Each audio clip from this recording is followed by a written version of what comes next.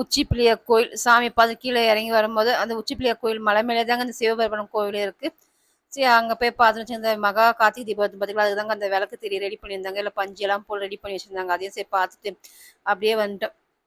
ஸ்ரீரங்கம் வந்துட்டுங்க. இப்போ லைனில் தாங்க நின்றுதான் இருப்பாங்க. அதுதாங்க மூலஸ்தானம் போகிற வழியில் நாங்கள் வந்து கிட்டக்க வந்துட்டுங்க. இப்போ சாமி பார்த்துட்டு வெளியில் போயிட்டோங்க. அங்கே சக்கரை பொங்கல் கொடுத்தாங்க, அதையும் வாங்கிட்டு. ஏன்னா காலையில் வந்து நாங்கள் டிஃபன் சாப்பிட்டு போனால் லஞ்சு சாப்பிடவே இல்லை. ஏன்னா டிஃபன் சாப்பிட்டு ஒரு மாதிரி சொல்லி சாப்பிடு. அதில் வந்து நாங்கள் என்ன பண்ணோம், சக்கரை பொங்கல் 2 வாங்கி சாப்பிட்டுங்க.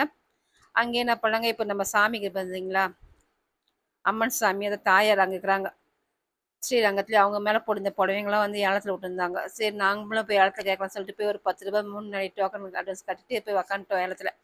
ஏலத்தில் உட்காந்து இந்த புடவை தாங்க நாங்கள் எடுத்தோம். 450 ரூபா சொன்னாங்க. மேற்கொண்டு ஒரு 50 ரூபா போட்டு நாங்கள் அந்த புடவை வந்து ஏலத்தில் எடுத்தாச்சுங்க. அதுவும் ஒரிஜினல் பொட்டு விற்கிறாங்க. இந்த ஒரு சாலு வந்து 2500 அங்கே. இது வந்து ரங்கசாமி பெருமாள் மேலே போடுது, ஸ்ரீ ரங்கநாதன் மேலே போட செய்த சாலு வந்து 2500 சொன்னாங்க. ஒரிஜினல் பட்டு சொன்னாங்க. அது சில பேர் வந்து இது வாங்கிட்டு போயிட்டாங்க.